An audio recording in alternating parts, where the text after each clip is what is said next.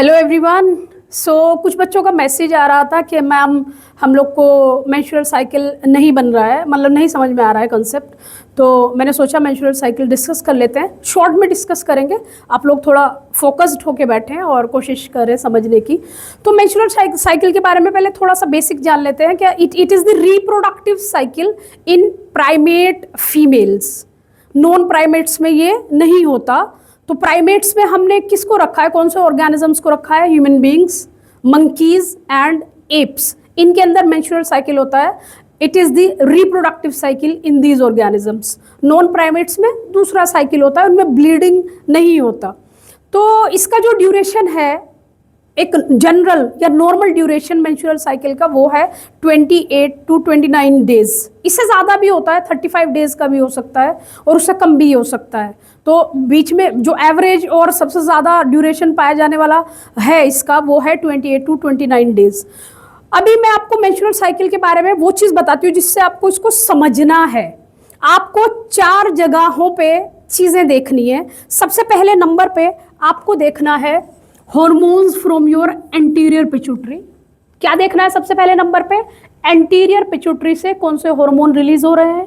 Anterior pituitary के hormones की वजह से ओवरी के अंदर क्या चेंजेस आ रहे हैं। उसके बाद ओवेरियन हार्मोन्स की वजह से, यही इस ओवरी में जो चेंजेस आए हैं उनकी वजह से इसके अंदर हार्मोन्स रिलीज होते हैं और उनमें भी चेंजेस आते हैं। उन चेंजेस की वजह से यूट्रस की लाइनिंग में, एंडोमेट्रियम में कौन से चेंजेस आ रहे हैं। तो कैसे याद करोगे? सबसे पहले देखोगे एंटीरियर पिट्यूटरी से कौन से 2 हार्मोन्स रिलीज हुए, उनकी वजह से ओवरी के अंदर क्या हुआ, और उन इवेंट्स के बाद ओवरी से जो हार्मोन्स रिलीज होते हैं उनकी वजह से यूट्रस के अंदर क्या हो रहा है। तो सबसे पहले स्टार्ट करते हैं हम एंटीरियर पिट्यूटरी के हार्मोन्स को देखेंगे। सबसे पहले first of all we will see that, यहाँ पे आप देख रहे हैं एफएसएच देख रहे हैं आप, धीरे धीरे स्लोली यहाँ से बढ़ रहा है एफएसएच, उसके बाद बढ़ेगा तेजी से। एफएसएच को आपने देखा, नाम क्या है? Follicular stimulating hormone. नाम से ही पता चल रहा है फॉलिकुलर क्या किसको अफेक्ट कर रहा है। It is responsible for the development of follicles inside the ovary. तो फॉलिकुलर स्टिमुलेटिंग हार्मोन से किसके अंदर चेंजेस आ रहे हैं? ओवरी के अंदर क्या चेंजेस आ रहे हैं? फॉलिकल्स बन रहे हैं। प्राइमरी फॉलिकल से सेकेंडरी, सेकेंडरी से टर्शरी, और टर्शरी से ग्राफियन फॉलिकल या मैच्योर फॉलिकल बन रहा है। तो ये चीज समझ में आ गई। फॉलिकुलर स्टिमुलेटिंग हार्मोन से कहाँ पे चेंजेस आए हैं? आपके फॉलिकल्स बने हैं। अभी फॉलिकुलर सेल्स क्या करती हैं? ये ग्रैनुलोसा सेल्स क्या करती है? फॉलिकुलर सेल्स से, फॉलिकल नाम ही है, इनकी वजह से जैसे जैसे फॉलिकुलर सेल्स बढ़ेंगे from primary to tertiary follicle, इनकी वजह से आपका जो एस्ट्रोजन है उसका लेवल धीरे धीरे धीरे धीरे बढ़ता जाएगा। ये देखिए एस्ट्रोजन बढ़ गया। और एस्ट्रोजन क्या कर रहा है? एस्ट्रोजन क्या करवाता है? एस्ट्रोजन जो आपकी 1 to 5 डेज में ड्यूरिंग द मेंस्ट्रुएशन फेज जो एंडोमेट्रियम ब्रेकडाउन हुई थी यहाँ से, उसको वापस बनाना शुरू करता है। ये देखिए, ये एंडोमेट्रियम के अंदर प्रोलिफरेटिव फेज कहलाता है, और यही फेज ओवरी के अंदर फॉलिकुलर फेज कहलाता है। मतलब जब फॉलिकल्स बन रहे हैं तो उस फेज को हम ओवरी में क्या बोल रहे हैं? Follicular phase. कौन सा फेज बोल रहे हैं? तो ये पूरा का पूरा फेज क्या हो गया आपका? Follicular phase. फॉलिकुलर फेज है आपका ये। और इसकी फॉलिकल से कौन सा हार्मोन आया? एस्ट्रोजन। और एस्ट्रोजन ने क्या किया? यूट्रस के अंदर एंडोमेट्रियम को बनाना शुरू किया। Means the proliferation of endometrial tissues is taking place. Proliferative phase में यूट्रस में प्रोलिफरेशन हुआ एंडोमेट्रियल टिश्यूज का, एंडोमेट्रियम वापस से बननी शुरू हुई just after the menstruation phase, जिसमें उसका ब्रेकडाउन हुआ था as the vaginal bleeding. Now अभी हमारा मैच्योर फॉलिकल रेडी है। फॉलिकल बहुत ज़्यादा है तो इस दौरान एस्ट्रोजन हाई होगा। एस्ट्रोजन जब हाई होता है तो ये क्या करता है? It gives positive feedback to the anterior pituitary. Estrogen इस टाइम पॉजिटिव फीडबैक दे रहा है एंटीरियर पिट्यूटरी को to release FSH and LH. ये 13th डे तक हमारा हुआ था। Follicular phase. अभी हम 14th डे पे पहुंच चुके हैं, means at the mid of the menstrual cycle. तो 14th डे पे क्या हुआ, अचानक से LH जो है वो जो अभी धीरे धीरे चलता आ रहा था, LH it has reach to a peak. LH कहाँ पहुंच गया है, उसने एक पीक बनाया है, उसका लेवल जो है वो बहुत ज़्यादा हो गया है 14th डे पे। किसकी वजह से हुआ है LH का लेवल, ईस्ट्रोजन से एक पॉजिटिव फीडबैक मिलता है एंटीरियर पिट्यूटरी को to release more and more LH, also FSH, but अभी हम फिलहाल LH की बात कर रहे हैं 14th डे पे। ये जो एकदम से अचानक से बहुत ज़्यादा रिलीज होता है LH का, इसको हम बोलते हैं LH सर्ज।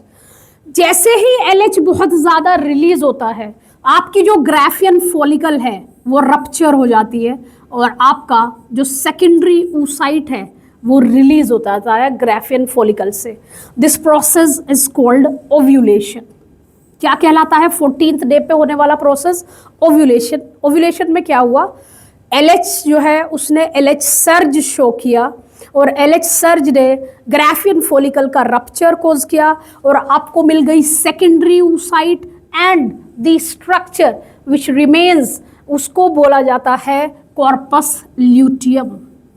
क्या नाम है जो आपको स्ट्रक्चर मिला है उसका, कॉर्पस ल्यूटियम। अब कहानी स्टार्ट होती है कि कौन सा हार्मोन कॉर्पस ल्यूटियम को मेंटेन करेगा, कॉर्पस ल्यूटियम क्या करेगा ओवरी के अंदर, कॉर्पस ल्यूटियम ओवरी के अंदर कौन से हार्मोन रिलीज करेगा और उन हार्मोन्स का यूट्रस की एंडोमेट्रियम पे क्या असर पड़ेगा। तो देखते हैं। अब आपके पास कॉर्पस ल्यूटियम है which is responsible for releasing large amount of progesterone. Corpus luteum हमें मैक्सिमम अमाउंट ऑफ प्रोजेस्ट्रोन देगा। प्रोजेस्ट्रोन के साथ साथ ईस्ट्रोजन भी रिलीज होगा कॉर्पस ल्यूटियम से और भी हार्मोन्स रिलीज होते हैं, इनहिबिन रिलीज होता है, रिलैक्सिन रिलीज होता है। बट अभी मैं आपको यहाँ पे NCERT को नज़र में रखते हुए मैं आपको सिर्फ अभी ईस्ट्रोजन और प्रोजेस्ट्रोन की बात कर रही हूँ। तो कॉर्पस ल्यूटियम आया 14th डे पे मिल गया आपको।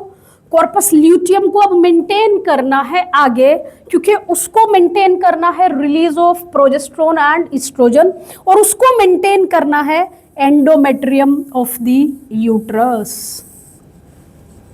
तो कॉर्पस ल्यूटियम को मेंटेन कर रहा है कौन, एंटीरियर पिट्यूटरी से।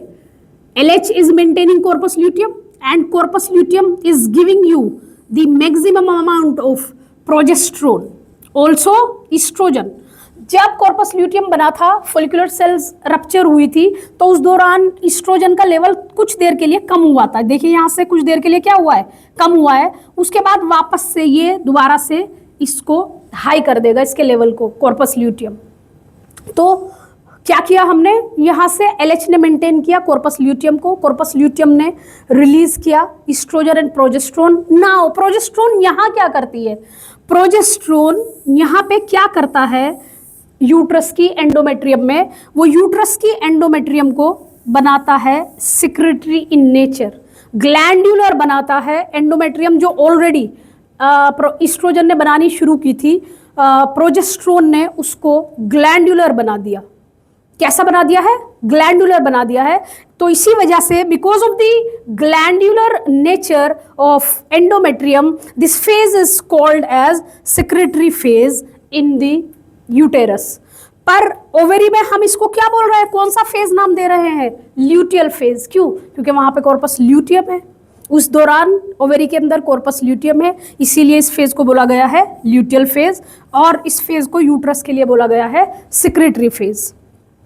उसके बाद क्या होता है, अगर फर्टिलाइजेशन होता है तो एंडोमेट्रियम मेंटेन रहेगी for the implantation of the embryo. पर अगर फर्टिलाइजेशन नहीं होता तो फिर से 28th डे पे, 29th डे पे वापस से ब्लीडिंग स्टार्ट हो जाएगी, इस एंडोमेट्रियम की रप्चर स्टार्ट हो जाएगी, ये एंडोमेट्रियम वापस से टूटना शुरू हो जाएगी क्योंकि फर्टिलाइजेशन नहीं हुआ, एम्ब्रियो नहीं आया for the implantation in the endometrium of the uterus. तो again it will start breaking down, next menstrual cycle जो है वो स्टार्ट हो जाएगी। समराइज करेंगे हम इसको।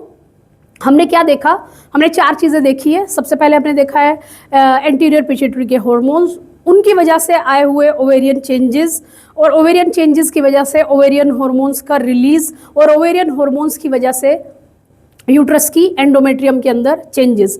जब FSH स्टार्टिंग में फर्स्ट 5 डेज हमने मेंस्ट्रुएशन देखा, उसमें ब्लीडिंग होता है, ब्रेकडाउन होता है एंडोमेट्रियम का।